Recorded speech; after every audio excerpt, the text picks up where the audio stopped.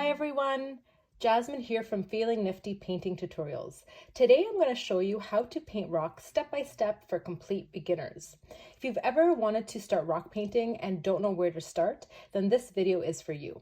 I'm going to cover topics like where to get your rocks from and how to prep them, whether or not you need a base coat for your rocks, paint rock supplies and cheap hacks that you can do, and how to seal them. And then finally at the end, I'm going to be sharing different rock painting ideas for you at the end of this video.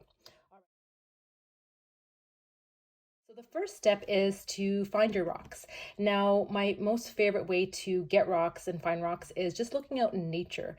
I'll often go into the forest or even by the riverbanks where you'll find these river rocks that are really nice and smooth and would work really well for rock painting. You do want to make sure anytime you go to a public and private property that you're allowed to take rocks off the premises, because sometimes it is not allowed. Now, if you're not able to get rocks out in nature, the other option is to buy them. Now you can get these river rocks from a hardware store in the landscape section. Often they'll sell the really big ones and smooth ones for landscaping purposes. So you can look there, or even online stores like Amazon. You can often find river rock there. And another option is to look at your local dollar store or even your pet store, because they'll often sell the smaller pebbles or river rock for decorative purposes for fish tanks and aquariums, and also for vases. So you can check your local pet store or dollar store at the craft section of the dollar store for those rocks as well. Now, once you have your rocks, and especially if you found them out in nature, you want to make sure you give them a good clean and scrub, because sometimes you'll have some mud or dirt, dust left on it, and even oils from fingers can prevent the paints from sticking really well. So you want to give it a good scrub. What I do is I just throw them in a bucket of water and with the normal dish soap, and then I scrub them either with a sponge or an old toothbrush just to make sure I get all that dirt off. And then you just set them aside to dry out in the sun, and you're good to go with some clean rocks. Now, once you have your rocks, they're nice and clean, the next step is to have your rock painting supplies. So this step, I'm going to talk about your different options for supplies. So my favorite thing to start out with is simple craft paint. So this Craft Smart brand I got from Michael's, and it was, I think, a couple of dollars a tube. And what this is it's a liquid acrylic paint. And it goes on really nice and smooth, and you don't need to thin it down anymore because it is really liquid and thin in consistency. Now you can also grab craft paint from your local dollar store, but the difference I found between like this Craft Smart brand is kind of like a medium quality of paint, and then this one here I got from the dollar store, and it's a little bit cheaper quality. And the difference is in terms of the pigment. So the pigment in the cheaper quality will be a lot less, so you'll need more coats and more layers to get the same vibrancy of your paint versus doing something like Craft Smart or a little bit higher quality craft paint. So keep that in mind when choosing your craft paint. But if you're just starting out and you don't know if you're going to continue it or not, then the dollar store craft paint works really well. Just know that you might need to apply a few extra layers to get more vibrancy of your paint colors.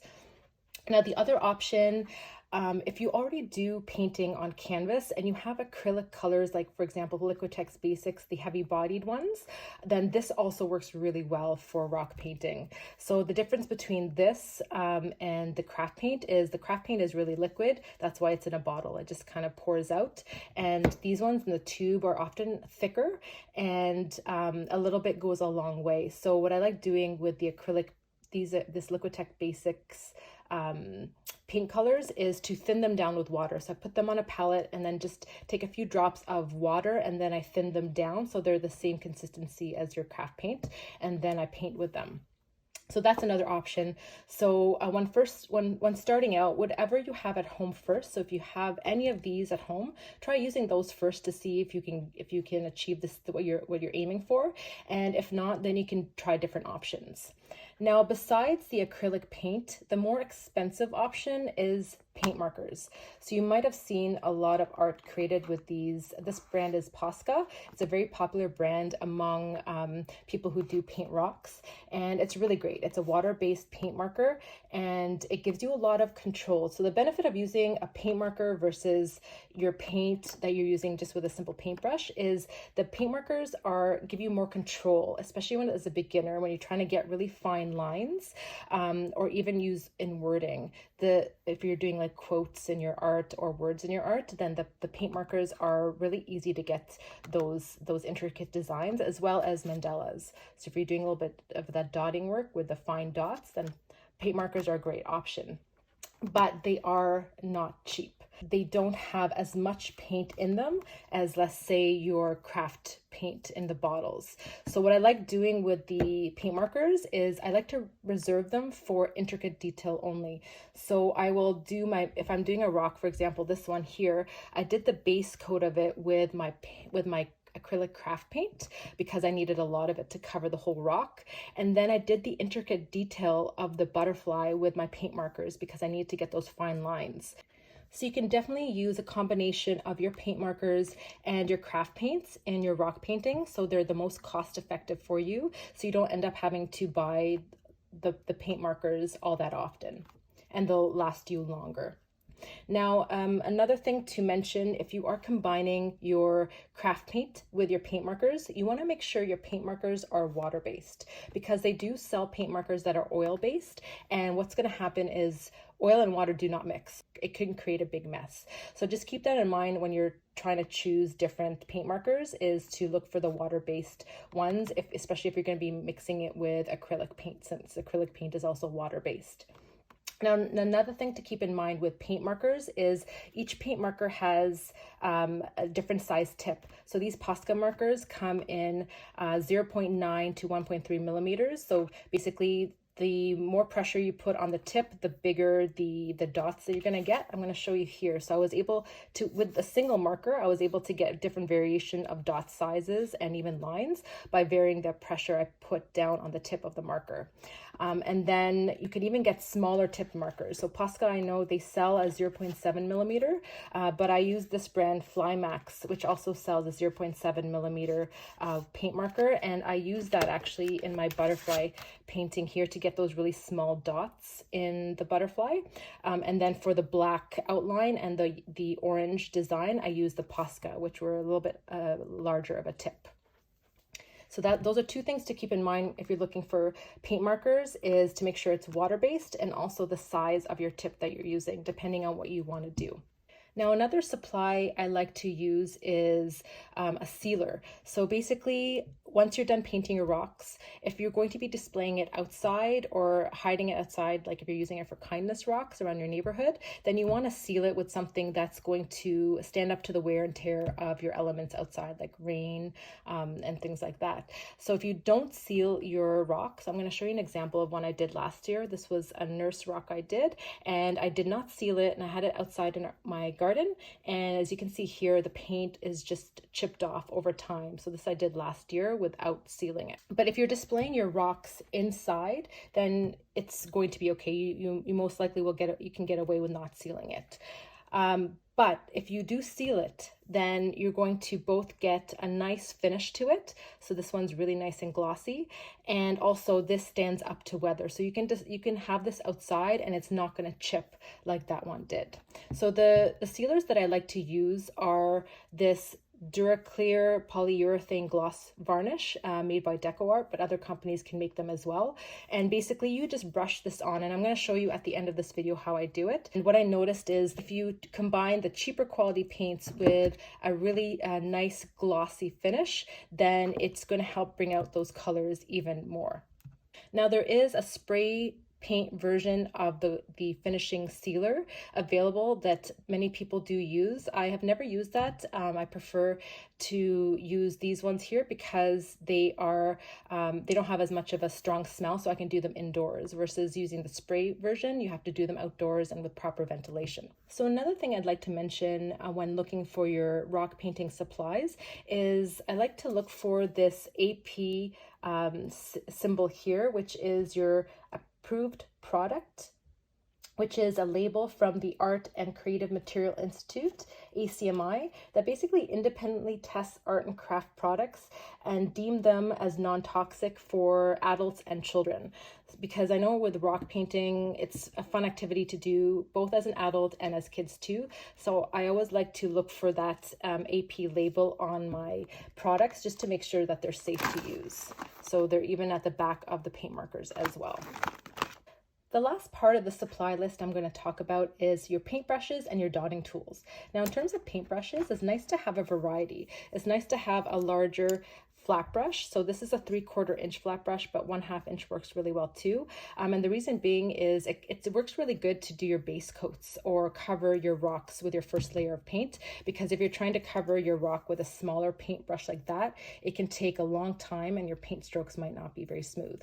And then also having a few sizes of smaller, finer brushes. These are small round brushes, would work well too for your more intricate designs. Now I'm going to talk about the dotting tools. So I know a lot of people love doing these mandalas or having designs that require really small dots. Now they do sell dotting tools in stores and they're pretty inexpensive, but what I like doing first before going to buy anything is looking at home to see if you can reuse anything you have at home first before going out to the store to buy something. So I have some different options I'm going to share with you right now to get a similar dotting effect with things you might have in your home right now. So one of them is the back of a pencil. So you can use the eraser portion of your pencil and just dip that in paint, and that can create that size of dot. Another option is to use a Q-tip. I love using Q-tip in painting because many people often have this at home already and it's pretty inexpensive, and you can use it to you can dip the end of the Q-tip in paint and create a dot effect too. And then if you're trying to get really fine dots, then using the tip of a toothpick works really well, or even just sharpening a pencil and using the tip of a pencil would work to get your really, really small dots. And also, one final hack for dots is actually, if you have paintbrushes already, just flip them over. And you can use the back part of the handle to create your dots. And especially if you have different sizes of paintbrushes, you can get varying sizes of dots too.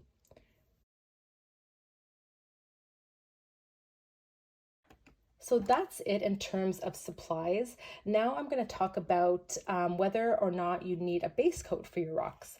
So essentially base coating a rock is just basically covering it with a layer of paint. Now what this does is it creates kind of like a blank canvas effect where you can start painting over top of it, but it's not always necessary. So the reason why I would do a base coat first is when I'm working with a dark colored rock. So this one, as you can see, is pretty dark.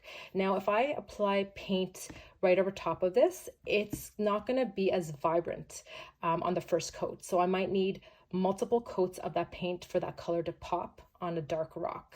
Versus if you're using a light colored rock like this, you don't really need to do a base coat on this, because once I apply the color on this, it's going to pop right away and it's going to be very, very vibrant because it's a lighter background.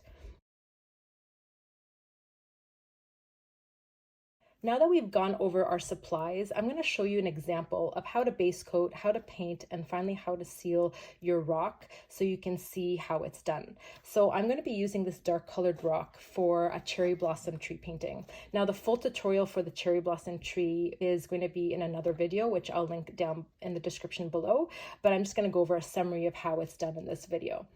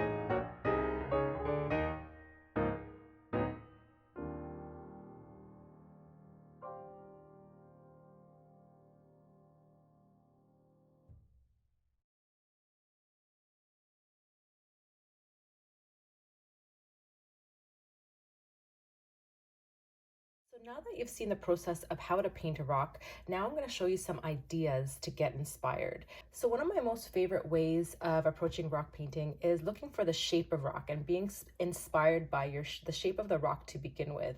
So if you're out and about and you find a rock, for example, I picked up this one and it had a heart, look like it has a heart shape. So I'm going to go ahead and paint something heart related or heart shape related with this rock. For these rocks, for example, these ones were broken. So sometimes you'll come across pebbles that have some broken edges. And we saw this one and my daughter said that it looked like kind of like a broken cookie. So she went ahead with that concept and she actually painted in a broken cookie that's a little bit unhappy because this top half has been bitten off.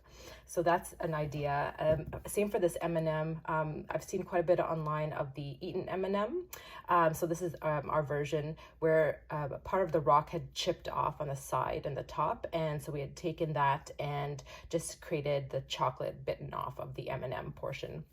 And then for this one, it had a nice shape for a rainbow. So my daughter went ahead and painted a rainbow on this one that's also been broken at the bottom. And this one here I saw, and immediately when I saw the shape of this rock, it reminded me of a mountain. So I knew I was going to paint a mountain, and then I added a nice little quote on there.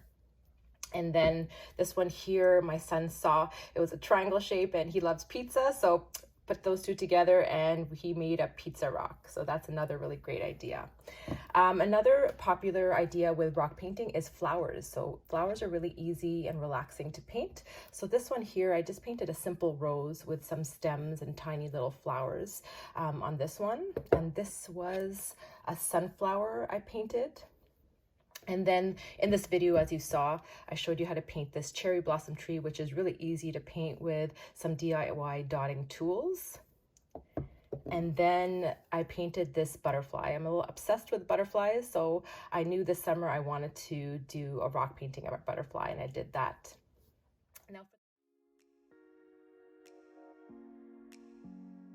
I hope you guys enjoyed this rock painting for beginners guide and learned just how easy it is to paint rocks. If you have any questions, please let me know in the comments below.